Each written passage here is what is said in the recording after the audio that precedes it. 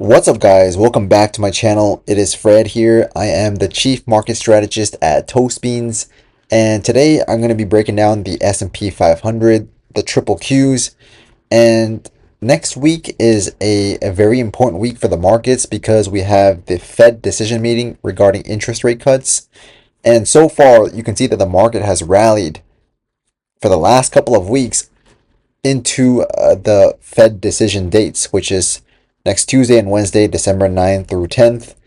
And funnily enough, you have a lot of people turning into bulls who are bears back here. Now, if the market is extremely bulled up into the Fed decision meeting, is it logical to think that the markets will pop even higher after the Fed decision meeting, or will the markets just sell off because it is the buy the rumor, sell the news type event? And I think it's probably going to be the latter. And you can see a lot of people up here calling for S&P 700, 7100. Markets are going straight up. All these people piling into tech calls. But, I'm here to take the other stance and say that, we have found resistance back up at these levels. And I think that we're going to come down and sell off and, solidify some of these support areas before moving back higher.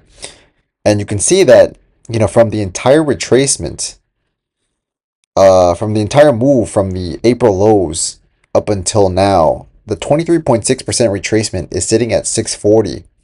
And I'm stressing this every single video because in a typical wave 4 retracement, the 23.6% retracement is normally hit in a wave 4 retracement. So you can see something like maybe this is like an A, and then we got a B move, and then a C down to 640, and we could still move higher after that to complete the blow off top.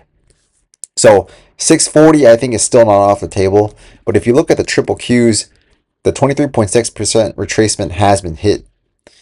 And I don't know why this is. Okay, so you can see that 23.6% retracement actually has been hit in the triple Qs. So it's satisfied regarding triple Qs, but for S&P 500, the question is still up in the air. So if the S&P 500 does decide to hit 640, you can see that the Qs could probably come down to the 200 or the 38.2% retracement and still consider everything like a wave 4 into before we get the blow off top wave 5 move. Now, every single video that I posted for the past couple of days has been stressing that, the move higher over the last couple of weeks isn't, characteristic of a strong up move. And what do I mean by that? You can see that ever since we made the highs 683 last week, that the market has been floating higher.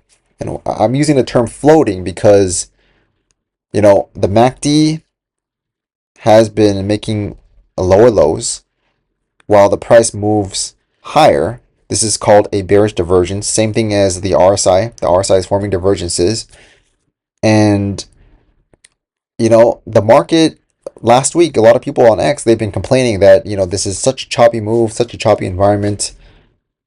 You don't normally see that in strong bull market moves, right? If it were a bull market move, I would say this move down here would shoot straight up to 690, and then we would consolidate. And while consolidating, we would be hovering around resistance and then looking to break back above it.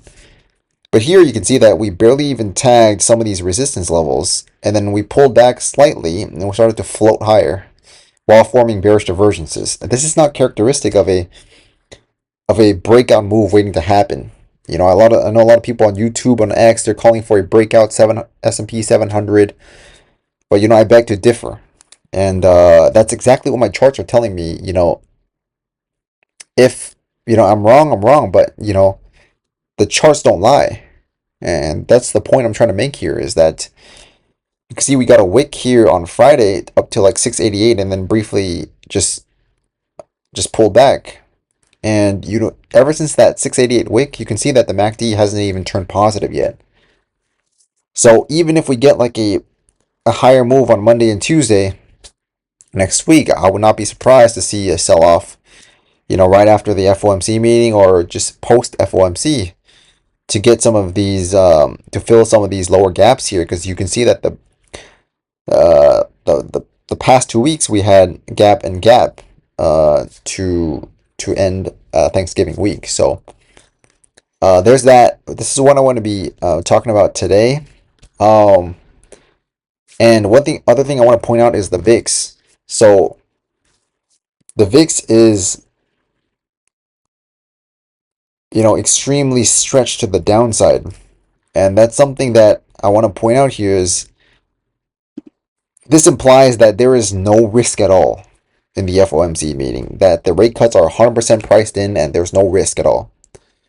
Does that sound something that, that, after all this volatility, past month, all of a sudden there's no risk and people are just risk on?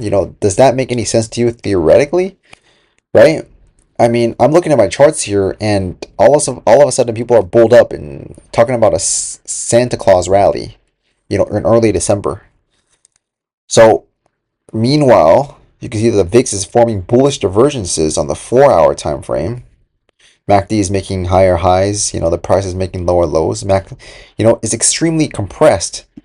This VIX chart is extremely compressed. I would not be surprised to see some sort of breakout or a move to like the 200 moving average before all is said and done, or maybe even higher.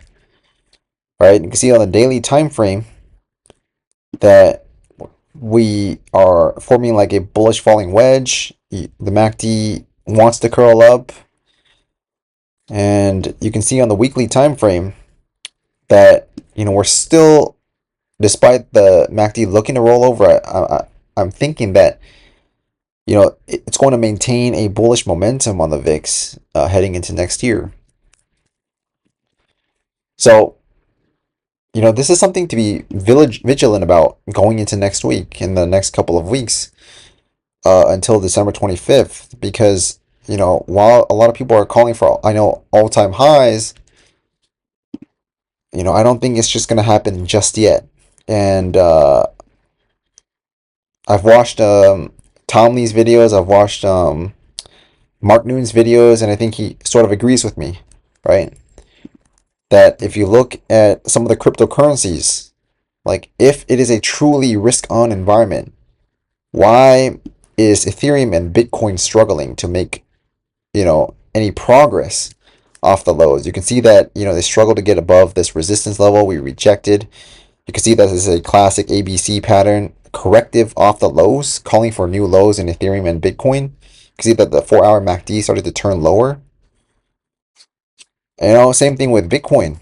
Like, why is it not able to sustain 90,000, right? It looks like a classic, like, bear flag type look before moving lower. So that's all I have for you guys today. Something for you guys to ponder about over the weekend. Yeah, if you have any questions or comments, you guys can join my Discord or just leave them down in the YouTube comment section down below.